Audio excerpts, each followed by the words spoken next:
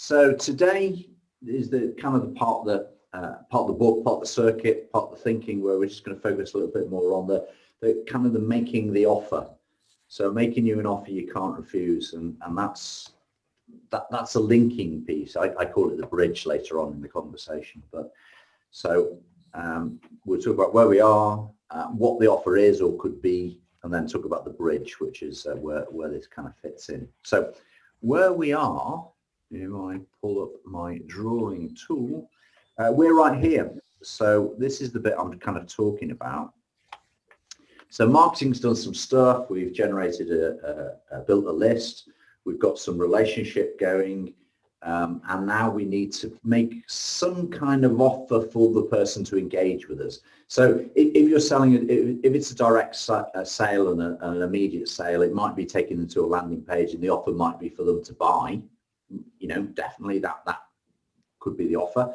But if we're not actually selling something online, or it's a bigger sale, or it's more of a consulting piece or a service piece, then you know the chances of everybody buying online off the page is kind of remote.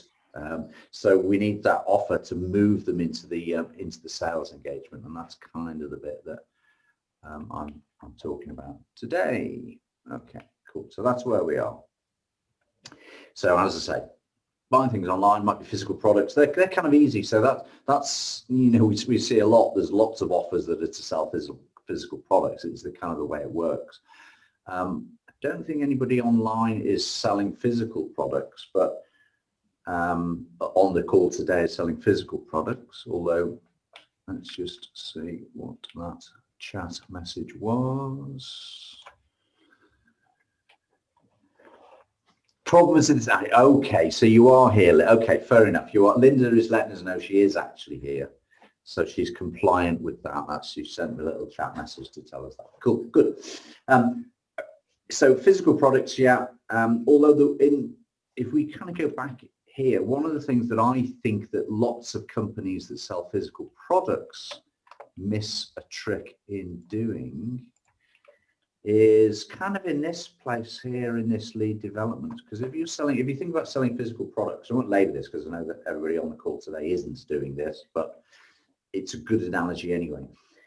In that call development process, you're going to have people that are kind of dropping off a little bit, and to make an outbound telesales call to bring people along in that sales kind of in the physical sales process can significantly increase the number of people that then take up the offer kind of later on, because it's a very good lead development bit. So, you know, as Russell, I'm sure will know, in the software industry, there's usually a department in the bigger companies. There's a department which is lead development, and they're not the sales department. So their job is to keep things nicely teed up and nurtured, keep the people engaged. It's part of the relationship building process, such that when we then get to the appropriate point and things get handed to the sales department is better briefed, and the lead development department, which is essentially usually a telesales kind of department, an outbound telesales, telemarketing department, they've done their job of keeping people engaged and working the funnel a little bit kind of more. Okay, so let me just clear that. So in the physical products, we could do that, but usually we're talking about offers that take people directly to a sell. Services, there are plenty of services that sell off the page. Consulting services sell off the page. Courses, memberships, we see them all the time. Most of you guys will have actually bought this off the page. I know it was only £9, but you know there was some marketing, and then you bought it off the page. There's plenty. Tony Robbins is selling $10,000 memberships off the page. He does have a telesales team, but I'm certain they don't get to everybody. So you can actually sell things directly off the page, even for more expensive kind of services. But so there's that. But if that's not what you're doing, if your offer, if this bridge, so if you think about it and say, well, what is my offer? When I get somebody to the bottom of the funnel, I get them to that that place, and I've got them on my list with a lead magnet. That's good, and I've sent them those nurturing emails, and they're all good, and I can see they're clicking on the links. So what is the offer? And often the offer is, well, they have to find your telephone number and phone you. Is that your offer? Is that what you want them to do? Because often that's what people expect their prospects to do, and it's, wow, that's quite hardcore if that's kind of your only offer at that place. It might be that if you already have their telephone number, that you can ask if they want to call you, and clearly we are going to get some people that are the hottest prospects that may well do that. They may well call you, but it's a big ask. So what we probably need to do or think about is, can we have some tiers of offer that we're either present people with as options, or if they don't take the first offer, which is to call you, well, maybe there's an email that comes out, say, well, book a link in my diary and I'll call you, or whatever, or have some kind of second steps for them. Otherwise we run into, we've kind of done the hard work and got the people through the funnel, and then we've made it really hard for them to engage with us in the sales process. I mean, that might be tactical, of course. That might be because you only want very mad keen people to engage with you in sales, because you've got so many inquiries that you can't fulfill everything and you're just taking the orders. But for most of us, that isn't the case. So what is the offer here? What are we doing? What are we putting together as this offer? We've got the call me if you're interested. It might be that you want them to email you back if they're interested. Great, but ultimately I've got to get on the telephone with you. So your offer might be, call me, it reply to this email with your telephone number and I'll call you. Okay, so that might come within the offer. And because we're working with systems and we're working with Keep and Infusionsoft and automated things, let's not forget that the majority of people out there don't have that experience set. So if you've written a decent email series, they actually do think that you're corresponding with them on a personal basis. So if your offer is, well, just reply to my email, that's what a human being would do. A computer would say, click this link and and book on this web form, but a human would just say, just ping me an email back. Of course, that's a little bit of manual labor then for the salesperson, because they've got to pick up that email, read it and action it. But that's okay. That's a prospect that's engaged with you. So that's that's a good thing, isn't it? That's something that we actually would want to facilitate. So here comes Keith. Okay, cool. So is that the next offer, or after that have you got an offer which is, well, if you don't want to engage in a telephone conversation, perhaps you want to attend my webinar. There you go. So we take them through the funnel and they're interested but not quite ready to speak to the salesperson. Okay, cool. Well, can we put them into the into a webinar? Have you got a webinar that they can register for and keep going? Because at the end of the webinar, okay, so I'm not thinking about an education webinar here, because that may well have been part of the lead magnet. I'm kind of thinking about a sales webinar where you're probably more engaged with the audience, because your objective of that webinar is not to move them through the funnel, but to actually make sales at the end of it. So do you have one of them ready? Is that something that you've got? Could you invite them to a seminar? If they don't want to engage with you straight away, well, maybe they could be coming to a seminar and book in a seminar. And if you've got one of those sort of coming up in the next couple of months, if you always keep seminars coming up in the next couple of months, that's helpful. For this purposes, I probably wouldn't publish that the seminars or the webinars, I haven't got too many of them, because I do want to have a reasonable sense of urgency and scarcity in them booking on them. So you may have them on your diary planned out for the rest of the year, but to deliver them as this next offer to move from marketing to sales, maybe give them one or two. And you may well have been exposed to the software. There's a number of pieces of software that kind of do on-demand.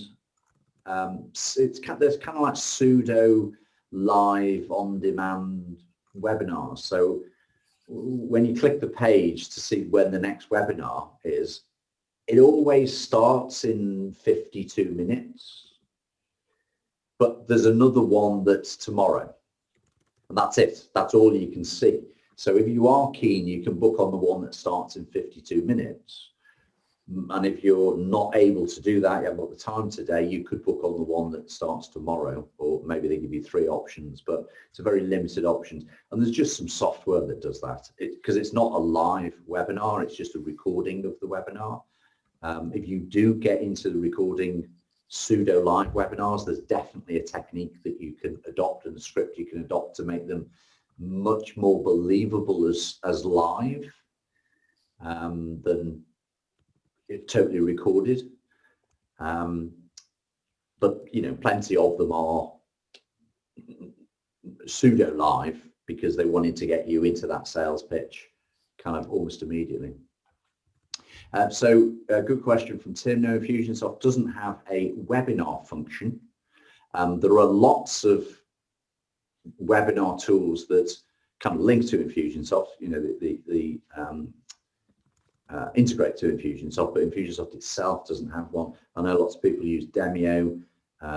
There's a WordPress plugin which is pretty good, which I can't remember the name of, but I'll dig out and tell you about. Then you've got, what's it called? Stealth webinars, I think they are. Ever webinars. There's a whole bunch of them, because webinars, as you know, have been around for donkey's years now.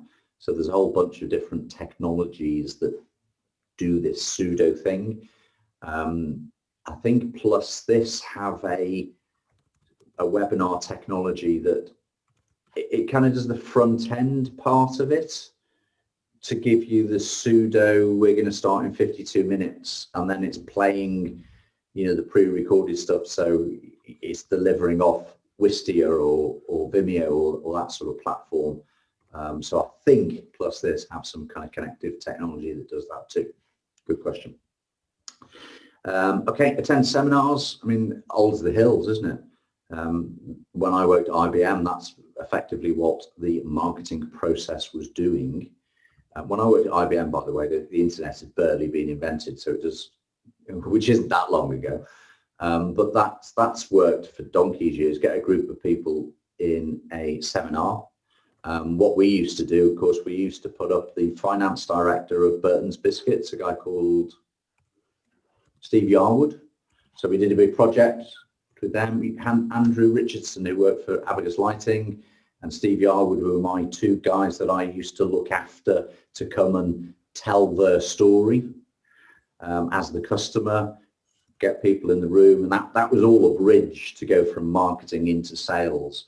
Obviously in those days what we were selling was SAP, and the price tag was tens of millions of pounds that people were going to spend. But surprisingly simple technique that still works today and worked for 20, 30, 40 million pound projects, and still works for 200 quid projects as well. Do you have one? Does that make sense for you? Can you do that? I know that we've got some challenges with getting people in the room right now, but that won't always be the case. I think there probably is a difference between a webinar and a virtual seminar. I mean, I would say this is a virtual seminar, more of a virtual seminar type format than a webinar type format. But I mean, maybe that's just nuances and it's a little bit irrelevant, but you might want to think about that. Yeah, okay, so what else do you do? What else do you do if you've got them to the funnel and they're not responding to calling you? Are you chatting with them on social media? And I don't mean just connecting, because I'm going to assume, rightly or wrongly, that you've already connected with them on LinkedIn, for example, because I think it is worthy to be trying to connect with them on LinkedIn as they're coming through the funnel. So by the time we get to the end of the funnel and we know that they're hot and they're engaged and they've been triggered by whatever methodology that we've put in our funnel, we're not sending them a connection request. We've already done that and connected with them, we're now actually just sending them a proper direct message because they haven't responded to our emails or even our outbound telephone calls. So all valid things. So who would be doing that? Well, the salesperson would be doing that. Probably. It's not something you can necessarily automate, or certainly not something I figured out how to automate. That's just the process. So clearly, if you've got tens or hundreds of people coming through your funnel, there's a technology challenge. If you've got 3, 4, 5 people a week coming through, well, what's the big deal? You just connect with them on LinkedIn, phone them up, whatever it takes in order to make the bridge to go over into kind of the next part. Anybody kind of got webinars lined up? I don't mean lead magnet webinars, but things that are set up as kind of bottom of the funnel type conversations. Yep. I will be bringing. It's not a webinar as such, but it's the creation of a webinar. So in order to write an online course is bringing a group of people together to then design it, to then make webinars. Okay. Work in progress though. Yeah. Okay. Good. What's everybody else do at the bottom of the funnel to engage? Is it they need to call you, or how do you cover that off? Dave, in our case, it's mostly, to be honest, it's mostly waiting for them to call us. Yeah. Okay. And do they call you? Exactly why we're here. We need to fix that and be a bit more proactive. Yeah. When you think about it, I mean, it's obvious. There's my number. That's when I've done some lovely marketing, and I so much enjoyed all that marketing process, but I'm not very good at or not quite so keen on the sales process. You get to the bottom, and it's really hard for people. You expect them to jump through Mine's the other way around. I don't mind the sales process, but I can't bother with all the marketing stuff. Okay, cool. Well, that's good then. Then you can do all the outbound calls. Very good. What do you do in 2020? Yeah, sorry for the background noise. We've recently done a marketing campaign which has been really successful for onboarding for an annual subscription, and based on the sort of opening clicks, we've then targeted that audience on a telesales, and the incentive with the telesales is to secure a meeting, online virtual demonstration of our website, give them an overview, and the turnaround of the demonstration has been fantastic in resulting in a sign-up. Awesome. Okay, so you've taken away that, because nobody's daft, are they? If I'm phoning Keith, I know he's going to try and sell me some accounting services. So that's fine if I want to buy and actually want that conversation, but if I'm still not quite ready, that makes me a bit nervous. I'm not going to do that. But that's lovely. That's a nice bridge into a much more soft demonstration of a educational product. But the person doing it is the salesperson, and they just pitch it correctly to build the confidence, and then presumably they've got a good closing script if it's working well for you, and they're the right sort of people, and they do a good job. Excellent. Good. I was just checking that I was recording, by the way. Okay, cool. Let's talk about the bridge. Okay, so many of you will have heard of Ryan Dice. He's been around for a while, digital marketeer. He's one of the many kind of marketing industry gurus. I quite like Ryan. I've met him a few times. I've heard him speak. One of the things I like about Ryan is he actually owns a number of companies, and those companies sell real products. He's not just I'm going to teach you marketing, but I don't do marketing. I teach you how, he's not just education on marketing, he's actually doing it. So he's got a number of companies. He's got a survival company where they sell subscriptions to magazines. He's got a health and beauty company where they're selling, bottles of products. I think he's got a supplement company as well. And he's doing marketing as well as talking about it. And then you have digital marketeer, which is a big marketing education company. So, you know, I quite like him for that reason. He's worth looking up and following. One of the quotes that he said quite a few years ago now was, no shortage of traffic, there's just a shortage of offers. What he was really referring to is the way that you write ads at the beginning of the funnel rather than this bridge at the end. But it's true anywhere along, you know, the traffic's out there, isn't it? The same number of people in the world, the same number of people on Facebook, same number of people on LinkedIn, and yet they click on some people's ads, not on others. Well, that's probably the ads, not necessarily anything to do with the end company. And that's about how you structure ads and how you structure offers. So Ryan, actually, I don't know why I put these builds on, because I always end up doing exactly this, which is effectively take all the builds off.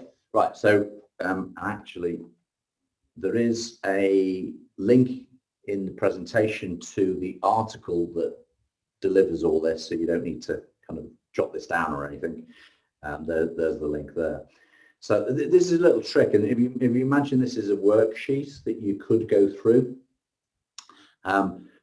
you don't necessarily need to put everything for every step. It's perfectly acceptable to say, well, we're not doing that in this particular offer. But if you think about this little worksheet, right, so what's the product or service that you're selling? Okay, right. What's the price? You write the price down, okay. So is the payment terms, you know, are the payment terms that you can put in there? Oh, payment terms, I haven't thought of payment terms. You know, everybody thinks about discounts. Well, maybe you don't need a discount. The discount just means the customer pays less. Payment terms, which, you know, the car industry's gone mad for lease financing over the years, but, you know, lots of things can have payment terms associated with them.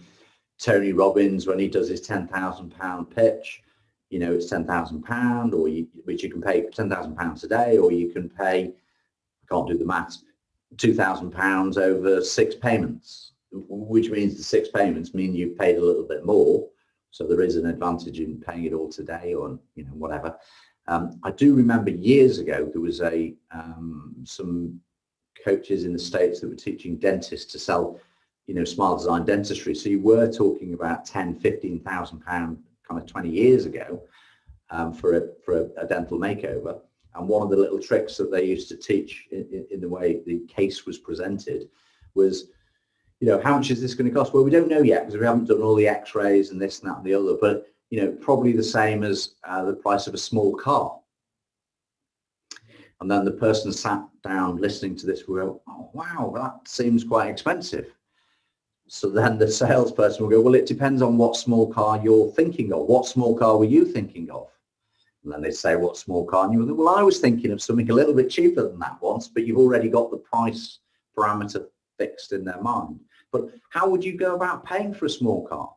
Well, cash. Well, you wouldn't do finance and all that. Well, I might do. Yeah, okay. So we've changed the context of the conversation from the lump of money it's going to take into basically payment terms.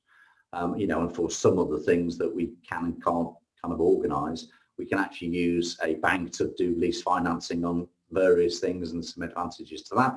If it's a product, it's easier to do.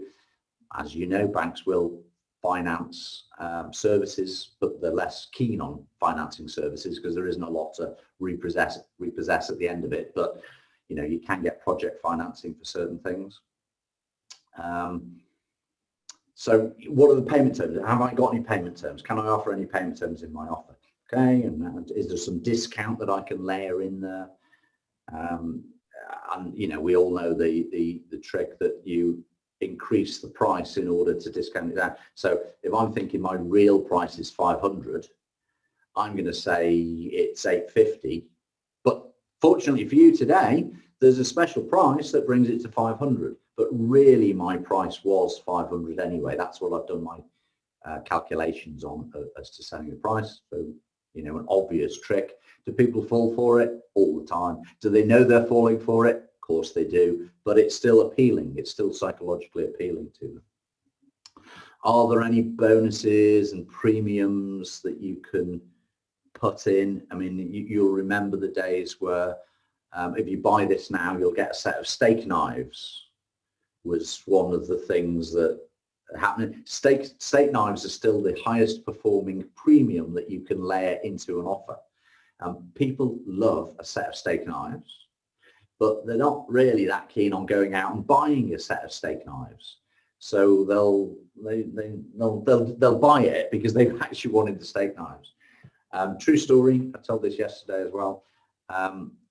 There was a product that I was marketed to by Dan Kennedy, Glazer Kennedy organization, and I actually wanted the bonus. So the product was the output from the info conference. There was a 2-day conference that they ran, and all the presentations and all that, which I quite fancied but wasn't quite ready. But the bonus was a little course, and in those days it came in binders. It was a paper, came in binders. And it was for the info marketing blueprint. It was a step-by-step of how you go together putting an info marketing product. And that was free if I bought the other thing. So I bought the other thing to get the bonus. And I was happy with the other thing too, but I definitely bought the other thing to get the bonus because I remember smiling at myself as I was doing it. So all the things that you've got that are low cost to you, that you can layer in as bonuses that will be appealing to your audience, craft that. All the bundles that you can put together. Reverse the risk is obviously talking about guarantees. So does this offer come with a guarantee? It's a 30-day free trial money back guarantee, no quibble. What's the guarantee that you can put in it?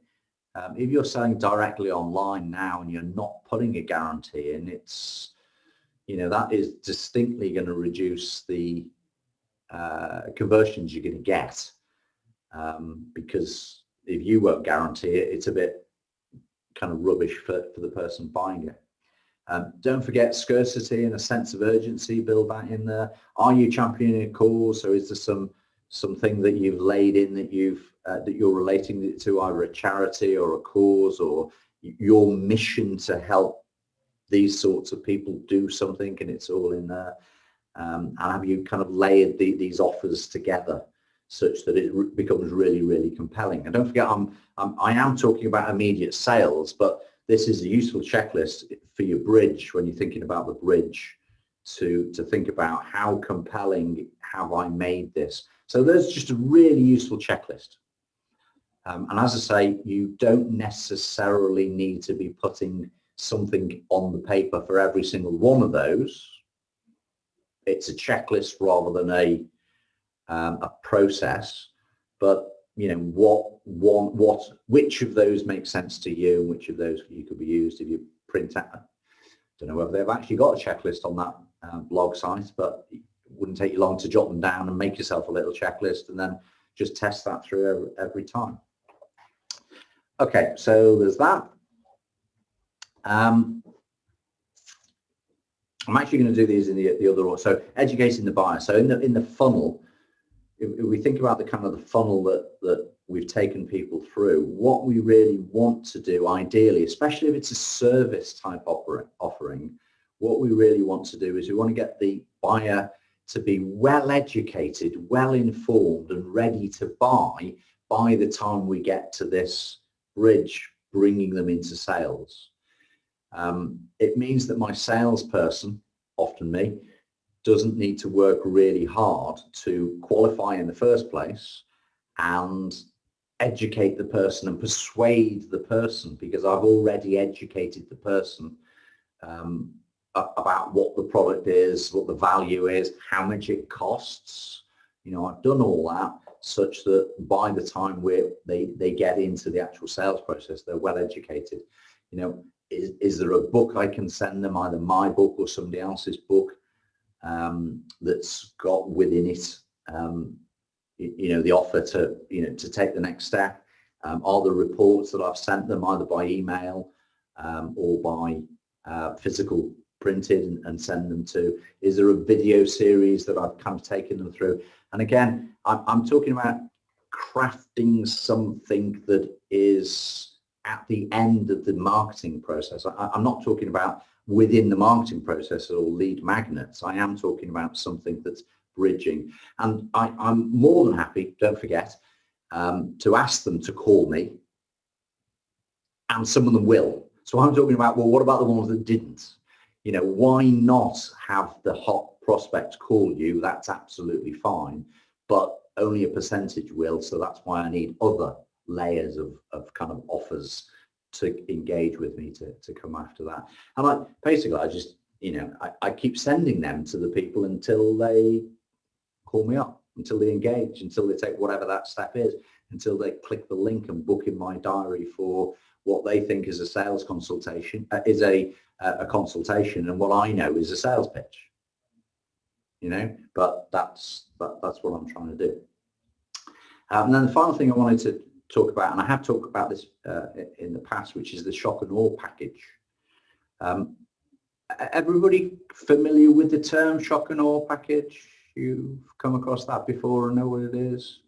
Yes, no. Okay, so it was coined by, I believe it was first coined by Dan Kennedy, and there are some YouTube videos where he talks about a shock and awe package and kind of describes it. But the term he uses, if you're going to show up like nobody else.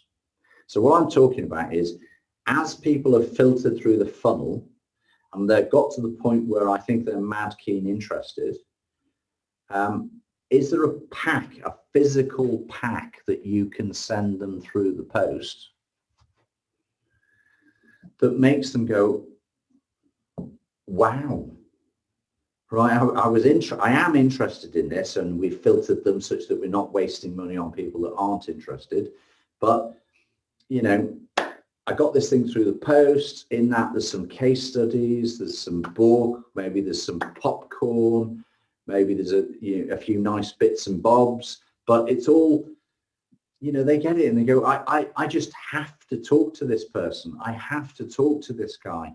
You know, nobody else, I'm searching, I'm interested, and nobody else has done this. So I will either call you or accept the inbound call, and then we're into sales. So the point of the shock and awe package is to act as a bridge to compel them to take the next step to engage with you in a sales conversation. It's also a really great place to do the educational part of it. So there are companies out there, if you search the internet, if you just Google it on YouTube and comes up on Google searches, that what they do for a living is to put together shock and awe packages for other companies. Okay, so if you don't fancy doing it yourself, and doing it yourself in reality, doing it yourself probably means buying in some packaging. It probably means buying in some, I don't know, some t-shirts and some books and some decent quality printed out stuff, and having them in, you know, on a shelf in a cabinet in your office. And then when people get to this point, you just assemble the package, print the letter, put that in, put a stamp on it, and mail it out. So there is a bit of manual labor and pain in the backside work goes on with that. There are companies that will do this, marketing companies that delight in doing all the artwork and putting this together. There's many distribution companies that will be delighted to hold these packages for you. The trick is to find one that works at the scale that you want to work with. You know, they would be delighted to be holding pallets of things and sending out hundreds a week, and you wanted them to have a couple of boxes and send out, you know, 3 every 2 weeks. So yeah, there are people that will do that. You just have to find them. But the idea of the shock and awe package just means that by the time I'm now speaking to the buyer, it's done its job. They're shocked and awed, and they go, this is great. If you give me this much care when I'm a prospect, imagine what it's going to be like when I'm a customer. Don't disappoint them though. Don't go, no, we'll just treat you like everybody else and never talk to you for the next 2 years. Don't do that. So the shock and awe package sets the expectations, and then you can live up to it. Okay, cool. So a number of things there, but you probably need to think about and add on as you go along what are the additional make an offer pieces? It's not necessary nor likely that you can come up with 5 things and invent them all over the weekend and put them all together. You just have to play with it and go, well, okay, you're right, we've only got inbound calls, so let's at least have a link on our website where they can book in with me rather than pick up the telephone. Can we do that? Because you can do that immediately. And then what's the next thing? And then the next thing, you know, and just layer them in.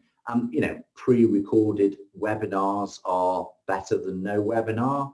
Semi-lives, quite good. So you're there on chat, but the video's playing, or live webinars. All degrees of effort to put them in. I'm always a little bit nervous to put together webinars for my own company because I'm never sure anybody's going to turn up, and I don't want to do all the effort and then find out nobody turns up. But that's just a psychological thing. We shouldn't have that emotion, really, should we? I shouldn't have that emotion. I said, no, we're doing the webinar, and I'm bloody well going to make sure somebody turns up. You know, I'm going to do the proper marketing to make sure somebody turns up.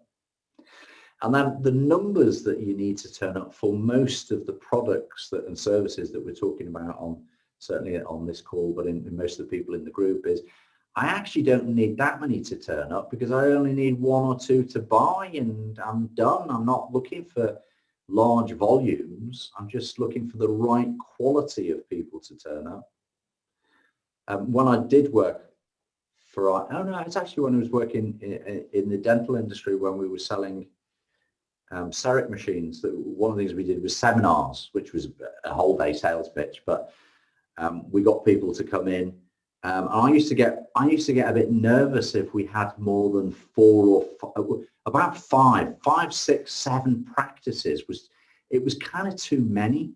What I liked was 3 or 4 practices who'd come to the seminar and had a little team with them, because that meant that it was a bit more intimate, and I could much more chance of we were selling £60,000 machines to dentists on the day. Now, they didn't come not thinking they might buy the machine. They weren't daft. They already had an inkling that they might. But we set it all up such that we were selling 3 or 4 machines on the day.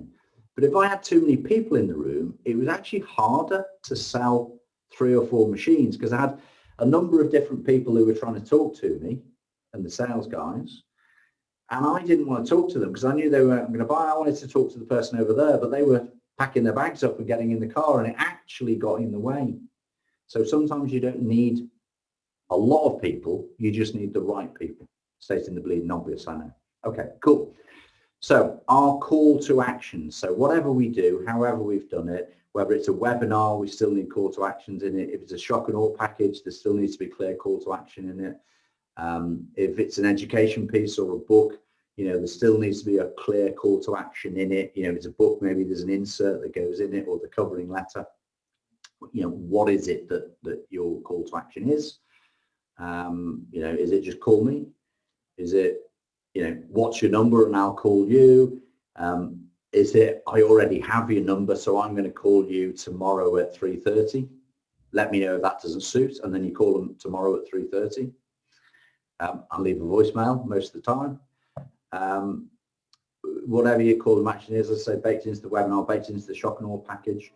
My kind of the final point is don't forget this bridge is into sales. So when you're actioning this bridge, you need to be a salesperson, not a marketeer. You need to be prepared to take the positive action, because this is your well-educated prospect that's been presented to you. You need to be salesy and go and get them. You need to be proactive. And I spotted this little, I was searching on something and I came up with this little cartoon that was out there, which you probably can't read on the screen, but it's 2 guys sat on a bench, and one of them saying to the other, I spent hours writing down my goals, reciting my affirmations and visualizing my success while my competitors were making sales calls. And that's why he's a kind of a hobo on the bench. You know, don't forget where we are in the process. We need to now give up on marketing and start actually taking positive action and getting into sales. Does that make sense?